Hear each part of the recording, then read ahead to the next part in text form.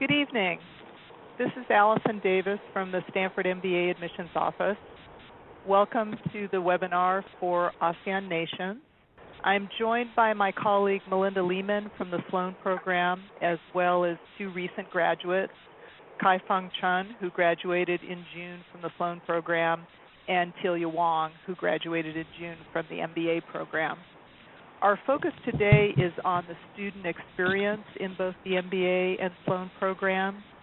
Kai and Tilia will be sharing their experiences and answering your questions. If we have time at the end, Melinda and I will answer some of your admissions questions. You can learn more about both the MBA and Sloan programs, including the admissions process and the admissions criteria, by attending one of our upcoming programs. We will have an admissions officer from the MBA program offering live sessions in many of the ASEAN nations in the upcoming weeks. If you haven't signed up for one of these sessions, we are going to be in many of the ASEAN countries. If you haven't signed up for one already, I'd strongly encourage you to attend one of these sessions. All of them still have space available except for Bangkok, which is full. In addition, if you happen to be in Australia in August, both the MBA program and the Sloan program, along with Stanford's doctoral program and executive program, will be doing joint sessions in Australia.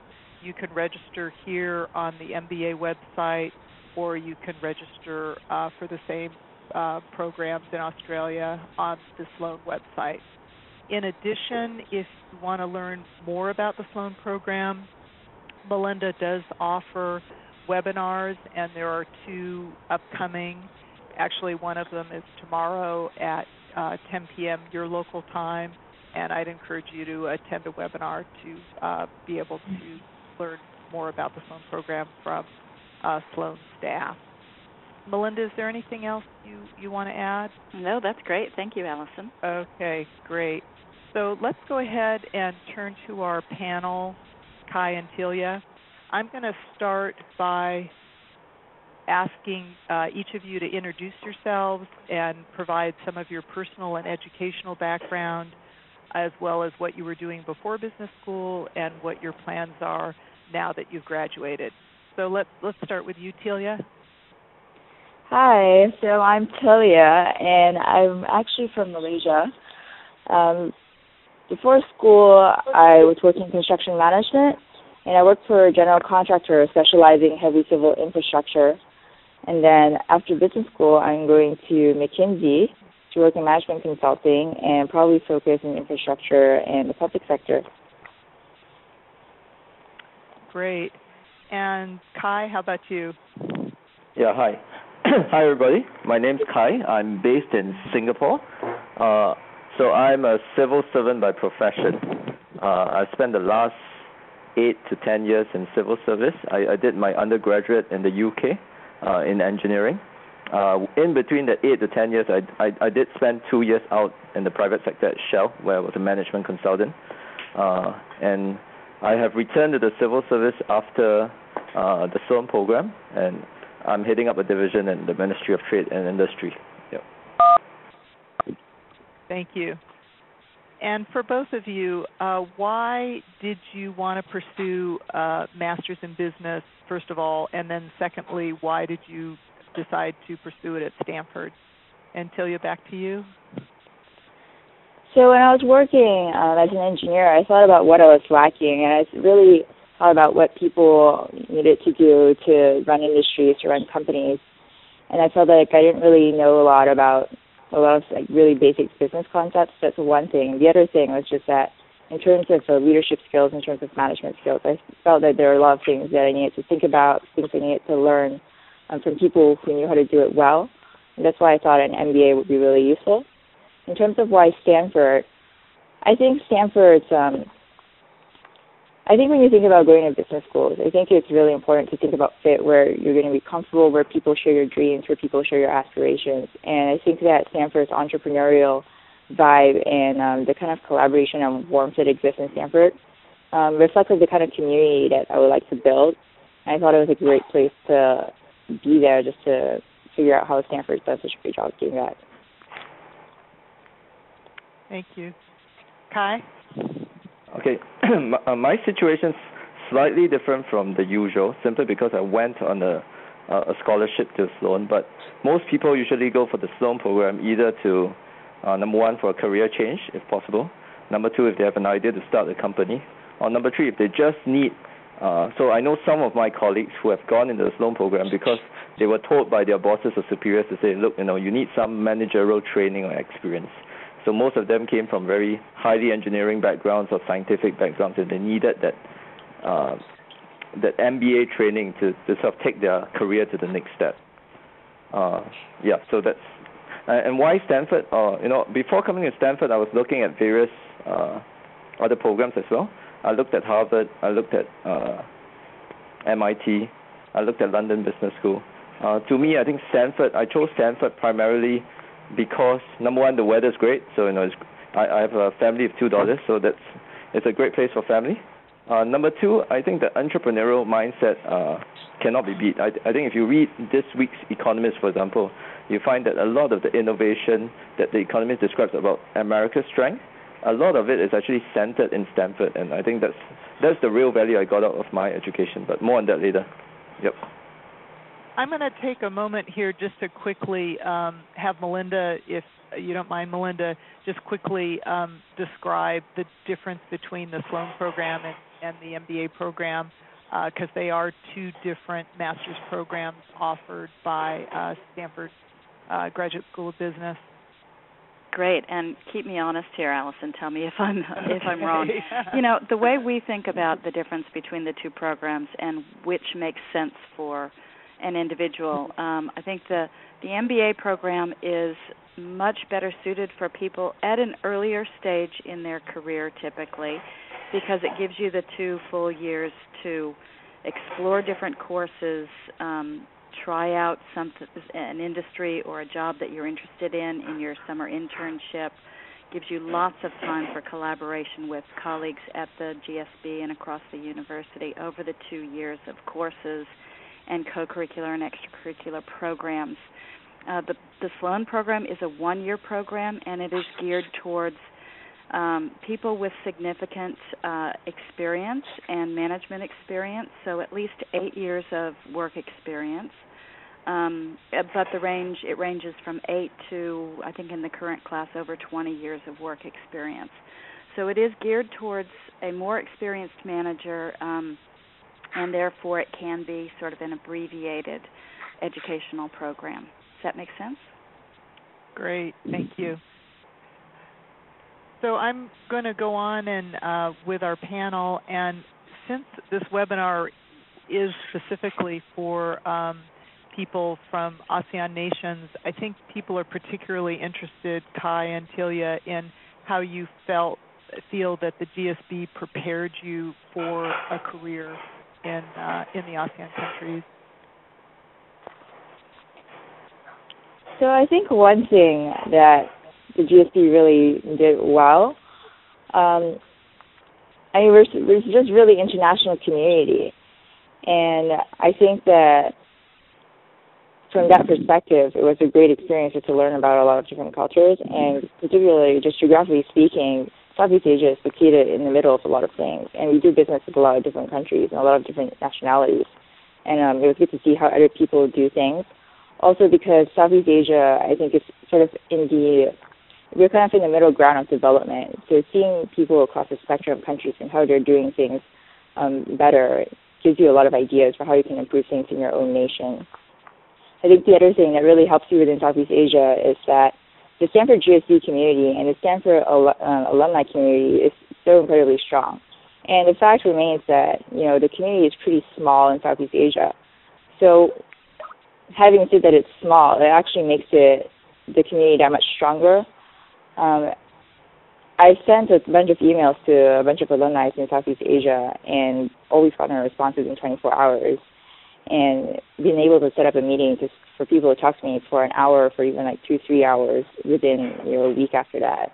So just incredibly responsive alumni database. Great. I think just to add to what Tilia said about the community, I completely agree. I think getting plugged into the community is absolutely important, and this network is particularly strong. I mean, if you look at really just to be honest, right, in the ASEAN countries, I would generalize by saying that chances are you're going to hear a lot more people from Harvard or MIT, or you're going to hear a lot more recognition of the name than Stanford. But that said, I think, if you look at the kind of alumni that's within the Stanford network in ASEAN, they are in quite senior positions, and actually more importantly, they respond very quickly to your email requests. I think that's one amazing thing about the community. I think particularly because probably Stanford takes in only a very small amount of people in its MBA cohorts, as well as Sloan every year. So that really helps in terms of community building. That's one. The second bit I would say that would help you in your careers in ASEAN, it's really just experiencing the entrepreneurial vibe in Silicon Valley. I've known of many instances. In fact, one of the startups which I was involved in, so I was involved in a startup. Well, what we did was we took a concept from the U.S. and we brought it to Singapore and we actually implemented it. So I think there's a lot of opportunity there simply because actually in the U.S. competition is really stiff and really intense. For every Instagram or every Facebook, there are 1,000 other people who are really, competing or trying to get in that space.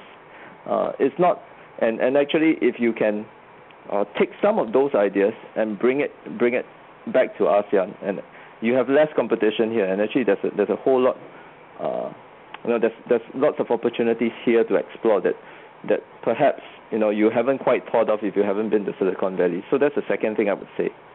The third thing I would say is that at least in my limited time at Shell, and I was working in a place where they hired post-MBA hires, I think I see a lot of MNCs moving east in this region, and particularly I think Indonesia is a great place where MNCs are really looking at, and I think that already I hear of some of Tilia's classmates moving to the east and moving to Southeast Asia in particular. I think the casino is a great example of that, where they're trying to develop top-tier Asian talent. I think the MBA will stand you in good stead. MBA and Sloan will stand you in good stead for that. Yeah.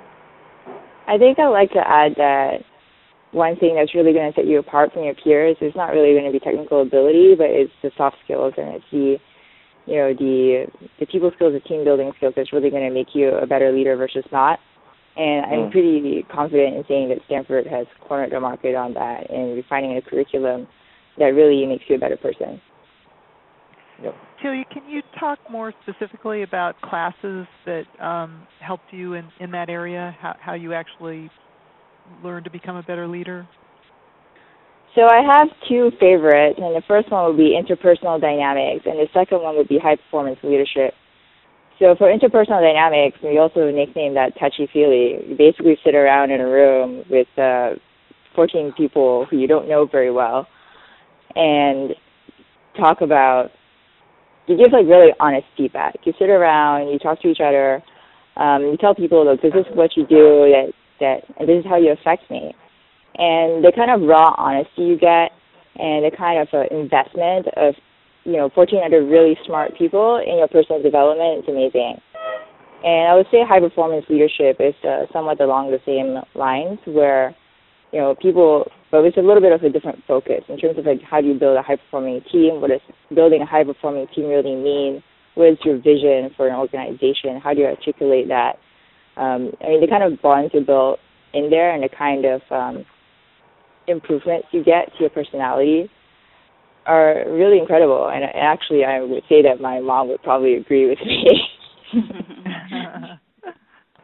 And how do you think that translates in terms of cross-culturally and in the cultural context that in other nations in Asia, for example?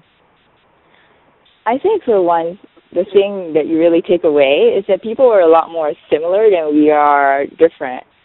And that makes it a lot easier for us to relate to each other.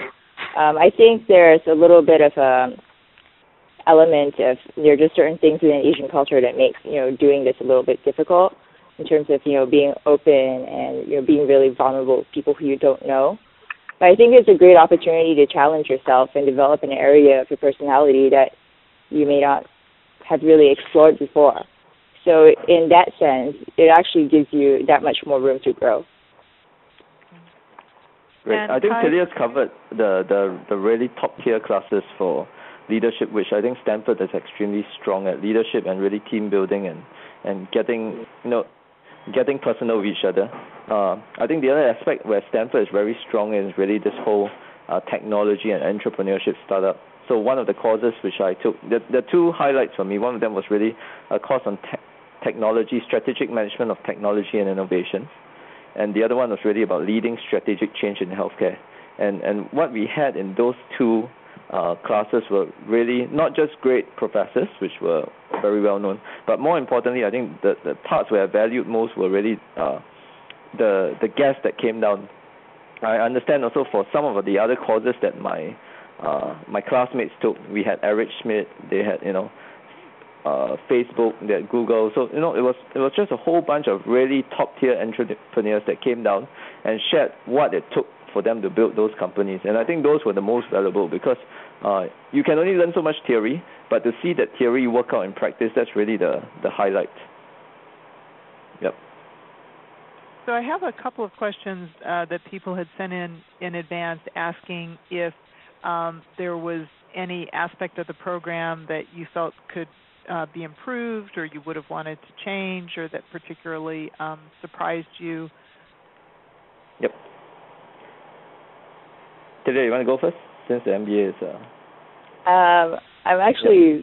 I'm thinking about it, and okay. I'm thinking about it because I'm trying to remember what has changed between my year and the year after. I think one thing that would have been nice is I think a little bit of preparation in terms of what you should expect your first quarter. I think when you first get into business school and your first quarter is so incredibly hectic, you don't really know what to expect. The first quarter can be really stressful for a lot of people. And it takes a lot of time for you to sort of like get your footing and figure out what really matters to you and allocate your time appropriately. So I think, just a quick warning of, hey, before you actually start business school, I think it's a good idea to take a month to sit down and think about what you really want to get out of this and how you want to allocate your time, but also be ready to adjust that as you get your feet wet. Yep. So on my side, the Sloan program, I think, so I'm only speaking from my experience, which was last year. This year, they underwent quite a bit of a revamp from a 10.5-month program to a 12-month program. So that stretches out the academic requirements, which is quite a good thing. So I guess I'll leave Melinda to tell you about the details of what has changed and what's included in that. But I think it's a change in the right direction simply because I think the profile of the Sloan program has also changed. In the past, what I understand was that the Sloan program catered to what we call sponsored candidates. In other words, companies that wanted to groom their future managerial talent would send their employees to this program. I think and it used to be, I think, a 60-70% sponsored, if I'm not wrong. But I think that mix has somewhat changed, and increasingly, at least in my class, we are seeing lots of people wanting to, start something up on their own, or they want a career change type of thing. So I think the adjustments to the program have been made to align those objectives. The one thing I would change, I think it's both, it's actually both on the system side, but also as a personal side. I think if we are looking, if you're looking to start a company or looking for a career change, I think, I would have appreciated a much earlier start in the year, simply because, for the Sloan program, it's only a one-year program. And so, every moment counts from the get-go. At the start, you got to have a clear plan of where you want to end up. And if during the year you don't put in the effort, but because it's all too easy to be focused on studying and getting the work done, that you really, don't have the end in mind. And so I've seen classmates who are very successful in getting a job at the end of that year, but that's because they put in the effort from day one. And I've seen people who are now thinking, what am I going to do with my life? And I think that's because they perhaps let that slip and only started to realize this in spring quarter. So for both Sloan and the MBA, could each of you talk about what kind of career services and support you do get, and also there were several people who were interested in hearing about how your career vision changed during the 2 years that, or the 1 or 2 years that you were at Stanford. Did you come in with one idea of what you wanted to do and end up somewhere else? But first, please, if you talk about the services that you did receive at Stanford. So for me, I went the management consulting track. So I would say Stanford was extremely heavy-handed in terms of helping me get my next job. The Career Management Center has a bunch of employers come in and a bunch of, there's just a career networking night, and they have, feedback, and they have a bunch of people from different industries come in to just tell you about their industry and, all the different job options that are available to you. And personally, for me, coming from a construction management background, a lot of these things were really new to me, and I had no idea what my options were. So in terms of broadening my horizons and really expanding my thinking and what I could do, that was really helpful. So I think on the resources side, I would say that's probably what the Stanford Career Center has done. The other resource that was incredibly valuable are actually your classmates.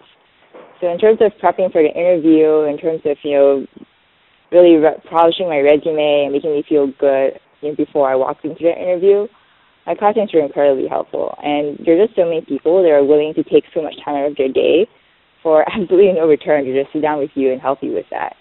And I absolutely cannot underscore the importance.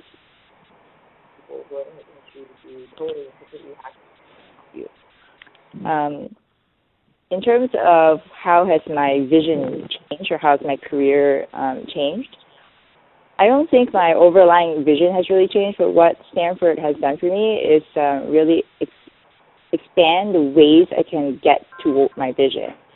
So before I kind of thought, okay, I have to log 10, 15 years in the industry and then, plot my way through X or Y. But coming to Stanford is look, this is your ultimate vision, but there's so many ways you can get there and there's so many options for you. And really just made me feel a lot more confident in the fact that I could actually go down these different paths and still get to my end goal. Great. I think for the Sloan program, I think you got to look at it a little bit differently, because most people are coming in with a lot of experience, and therefore if you're looking for a career change, to be honest, it's going to be kind of difficult to rely solely on what the career services offers. I think the Career Center services offers very good, number one, career counseling. So everyone gets an hour or two or even more, depending on how much you need, with one of their full-time career counselors, which sort of helps you to shape your vision. But as you go along the year, I think that the vision sort of changes. So I've known of friends who started off the year wanting to do a startup, but in the end, because of that counseling and because of that interaction with various people, have decided, oh no, he wants to postpone that startup idea for a couple of years and he wants to move into a technology-based firm to sort of get more experience. So I think that changes, and I think kudos to the career services.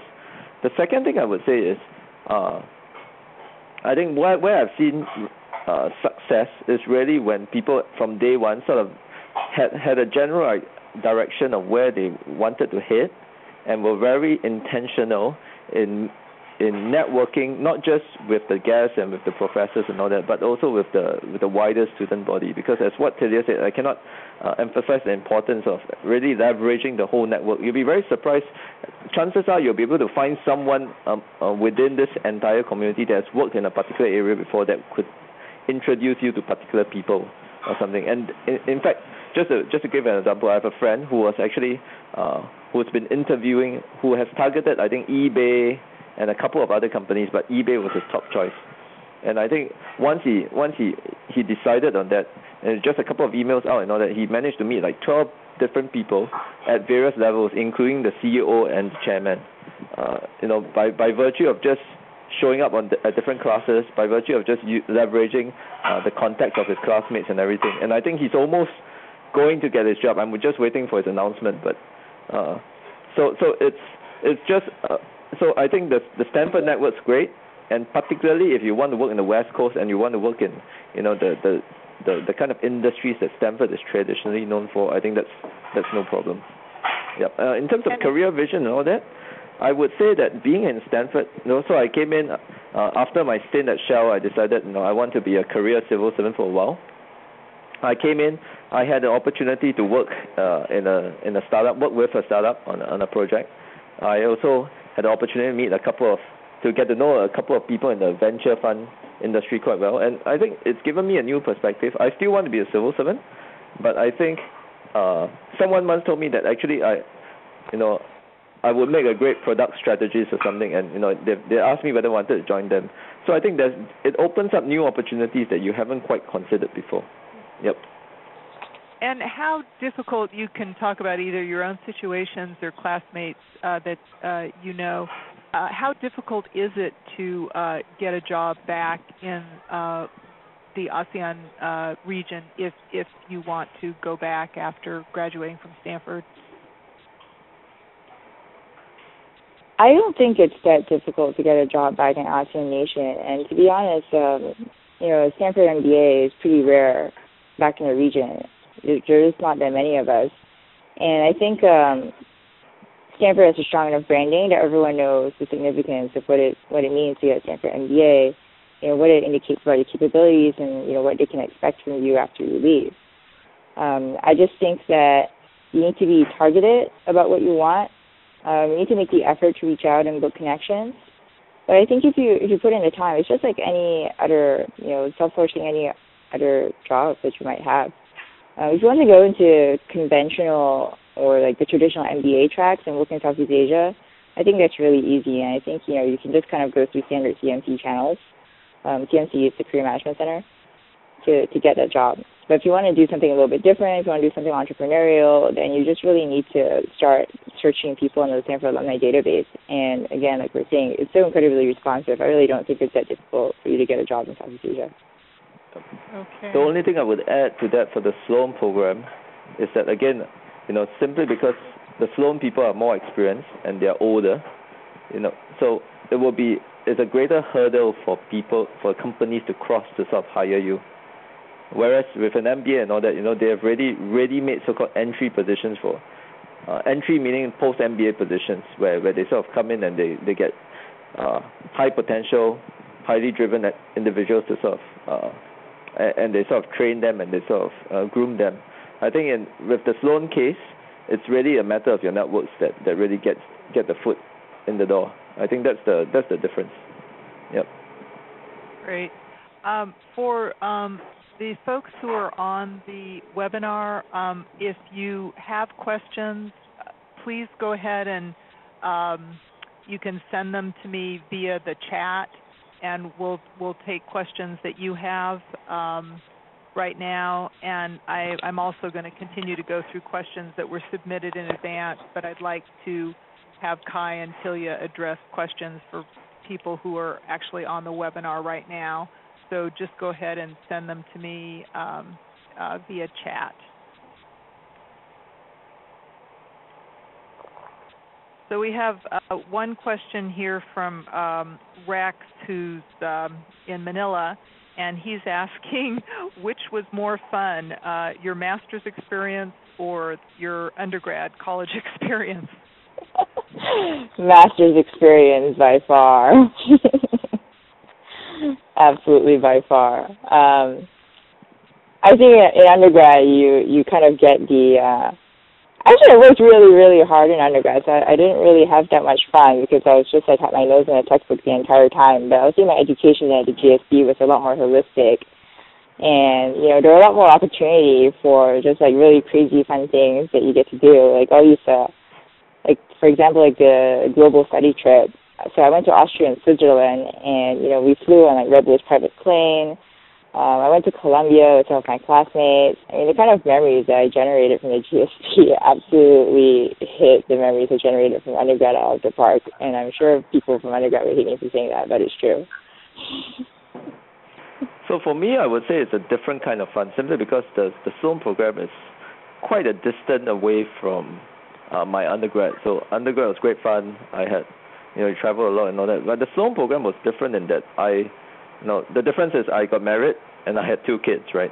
And everyone else around me, especially my classmates, they most of them had families. So I think, and at this age, at about your mid-30s and late 30s to early 40s, you don't make that many friends as you used to. Not like you're probably not as friendly as you are in when you were in your 20s or something. But I think because you were in the Sloan program and you were forced to get to know other people, and you were even forced to work with MBAs and all that, right? Hi, Tilia. So I think that sort of expands your circle and helps you to recapture a little bit of that lost youth that you hadn't perhaps you missed in the last 10 years or something. I think that was really and I think that was the highlight for me. In particular, chances are I'm going to forget all I learned in the within 2-3 years. But I think the friendships and the kind of networks that you build will stay, and that's important. So we get to know each other's families. We have each other over for dinner. This year we visited Chile and Argentina and Brazil, so we saw each other's so-called home country and all that. That was great. Yeah. All right. We have a question here from Carlson, who's calling in from Singapore, and he's asking, what would you have, if you had the experience to do over again, what would you have done more of during your time at Stanford, and also what would you have done, spent less time on during your time at Stanford? I think one thing I did, so I worked back in Southeast Asia over summer, and that was a great experience, and I would definitely do it again. I think it's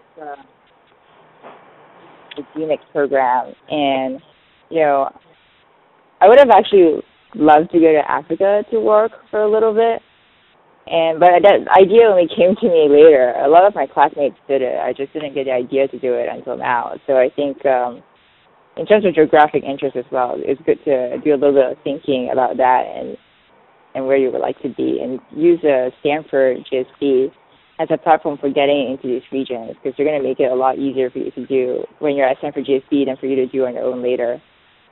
What I wish I'd done more of?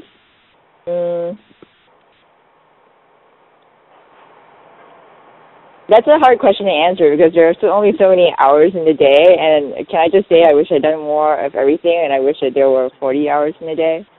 I think I would say... Maybe let me fill in here first. So the first thing I would say is everyone who graduates from Stanford will probably tell you, or at least from Sloan at least, I will probably tell you, they wish they hadn't studied as much.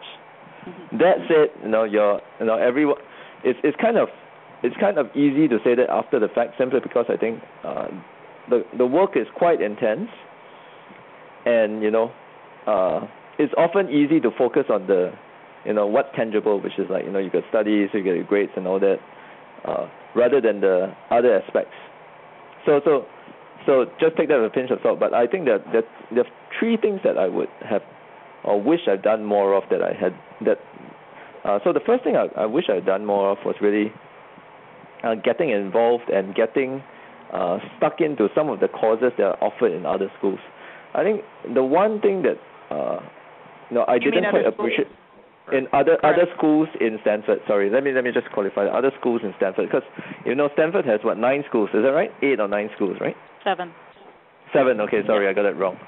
And of these 7 schools, actually, if you look at Stanford, one of Stanford's greatest value add, or that hasn't really been quite articulated, is really the fact that all these schools are really top 3 or top 5 in their class, and it's really this whole collection of different institutions out there that really add to the richness of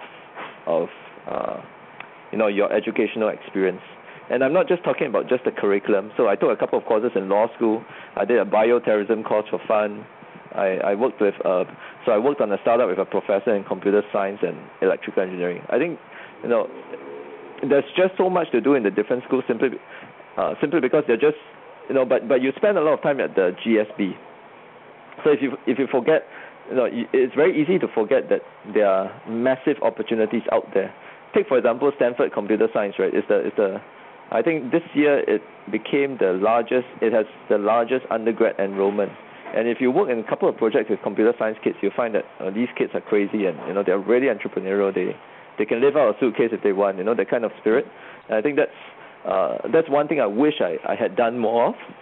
And of course the second thing I wish I had done the stuff that I haven't been quite used to doing. So I keep talking about the startup because I think that was really quite a great experience on my part. It actually happened very serendipitously.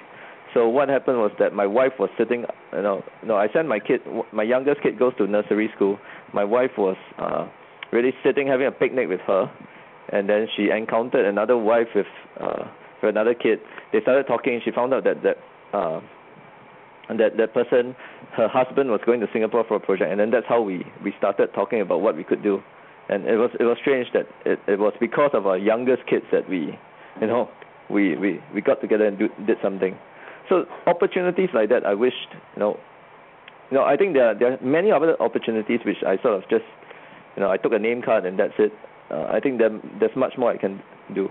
I think the third thing that we didn't quite do as much, but I think the MBAs did a lot more of, simply because of time, I think, is that I don't think we've leveraged each other's contacts and networks enough. I think we realized about three months into the program or 6 months in the program that actually everyone else has a lot to offer. I mean, just take, for example, one of my classmates was the employee number 4 in Baidu. Baidu is like, China's largest search engine, even beating Google, right? And, for a long time, even though you knew that he was the chief engineer at Baidu and all that, everyone was so focused on studying, or, that perhaps we only started testing ideas, we only started sharing ideas really at a much later stage. If we had done that earlier, I think we could have got a lot more out of that, the networks and the collective wisdom. Yep. Kai, as alumni though, with your fellow classmates, do you feel like you can make those connections now that your class is sufficiently close? Oh, of course. I mean, right now, just to give you an example, even though I've returned to Singapore, right now, people have been asking for my views. Like for example, because I have some background in maybe education, so some of my classmates who have been exploring educational startups and stuff have been testing views with a bunch of us. So I think that kind of network is still there, despite us having left the campus. Great. In the interest of time, I'm going to try to answer some of these questions coming in quickly. There's a question from Chu Ling asking about how does the Career Services assist students to secure internships and interview opportunities. We have a full-scale for the MBAs recruiting for both summer jobs, summer internships between your first and second year, as well as postgraduate jobs. So there are hundreds of companies who come here to Stanford to recruit, and you bid on opportunities to meet with different companies. So the advantage there is that even if you don't have a background in a particular field, and many of our MBA students are changing careers, you have opportunities to interview with these companies. We also have more tailored job searches, which students can create with each MBA student has a dedicated career counselor who can help them strategize in terms of trying to identify job opportunities for companies that don't come onto campus. Another question, which I'll ask both of you, is how you felt that the let me find the question. The international students in the community and among the alumni, how that contributes to class discussion and just in general, the having international, what's the level of interaction among international students?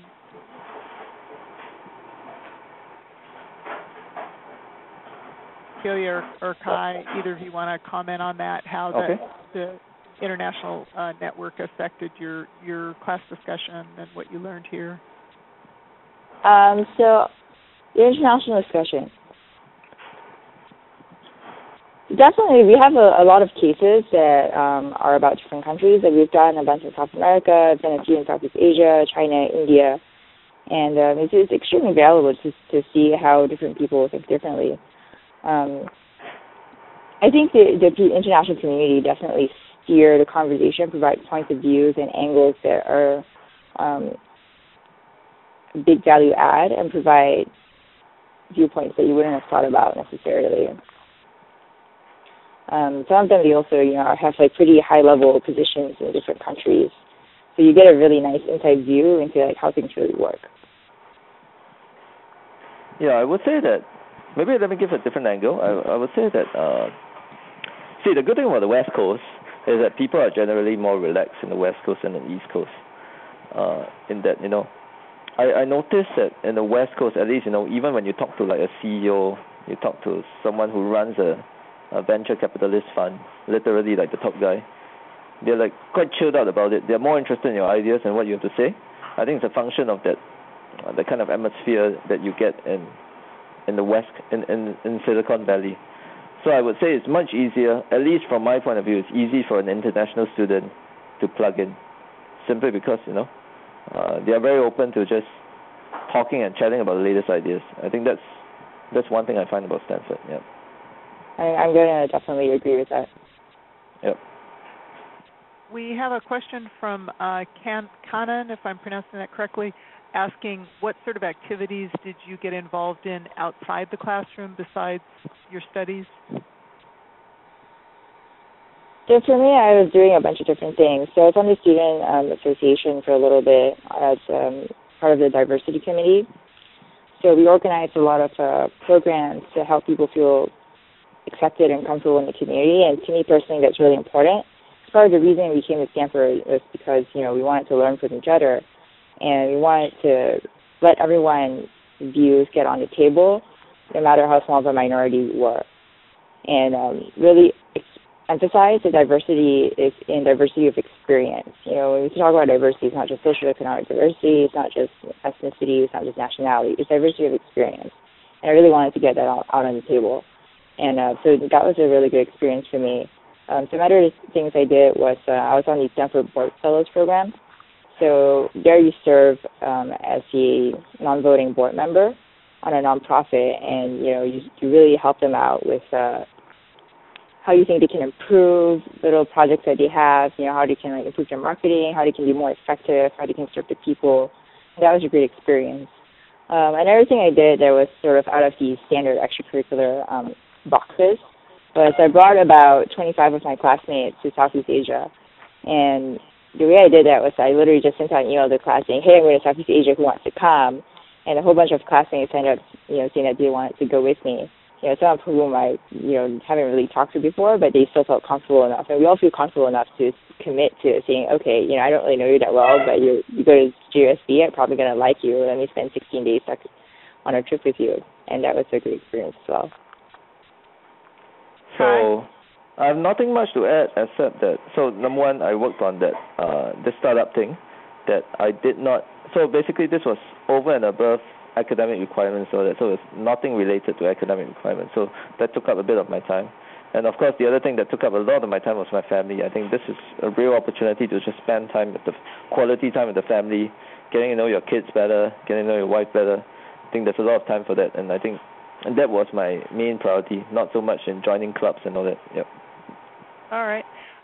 Kai, there's a question specifically to you from Carolyn asking what from your Sloan education was transferable to the Singapore civil service and what wasn't transferable? What was transferable? Okay, so it's easy to say what's not transferable. What's not transferable, ironically, it's probably the stuff about government, and probably the stuff about how to work with governments. We take this course called strategy beyond markets and all that.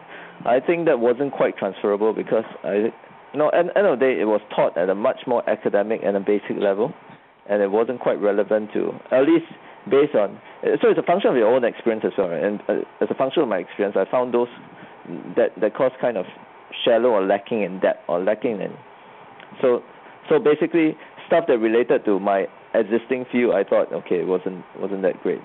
What was relevant is everything else I would say is relevant. What's particularly relevant, as I said, was the whole technology and entrepreneurship space. I think that really helped me just get down to the bottom of what makes Silicon Valley tick. That's one. And obviously the leadership and the leadership courses are transformative simply because they force you to look at yourself differently. I mean, you can't quite do the kind of things you do, which Tilia described, right? The interpersonal dynamics, discussing about high-performance leadership through cases. You can't quite do the things you do in your own organization simply because it's very onerous to do so.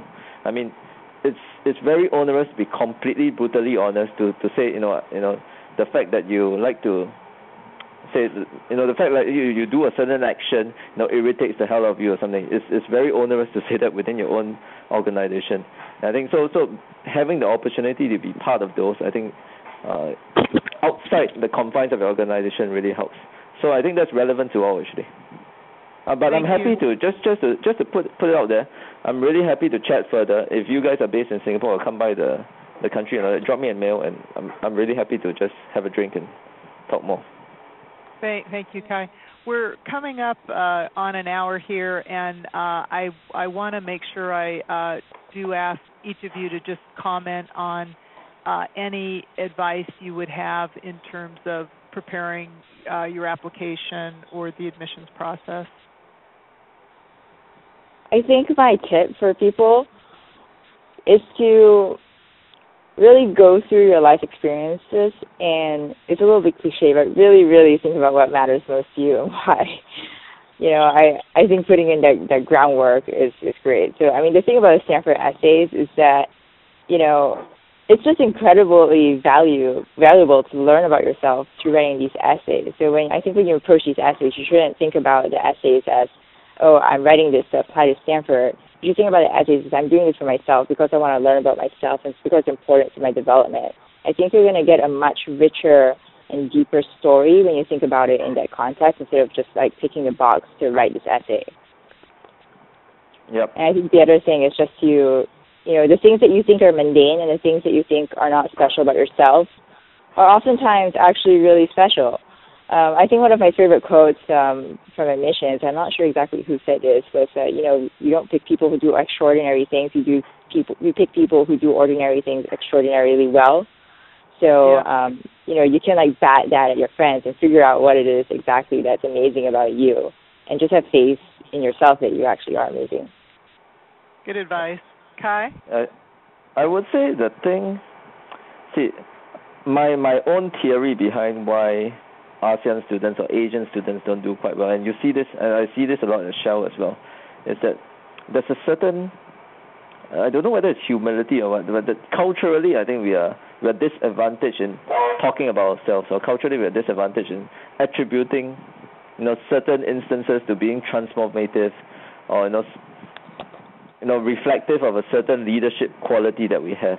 I think we are not so good at that. So what I would urge to sort of help us is get a couple of books, read some application essays or something of how maybe the Americans do it, and sort of try to figure. And I think embedded in each of these essays that actually in I think what the school is looking for is for people who can show that just from their life experiences they learn, they reflect upon them, and they take away something that's made them, that's shaped them to who they are today.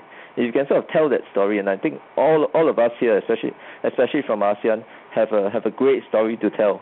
Be it even if I grew up in with a cushy lifestyle and all that, right? But really just tracing back your family history and all that sort of helps, because you sort of realize where you come from, and I think that's the value of being in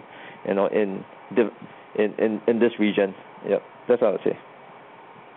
Melinda, do you have any final comments you'd like to make, or any questions you think we should be asking Kai or Tilia?